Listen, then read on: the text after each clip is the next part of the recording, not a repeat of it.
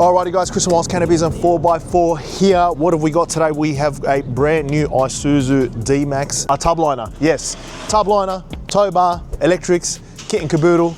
Let's get into it.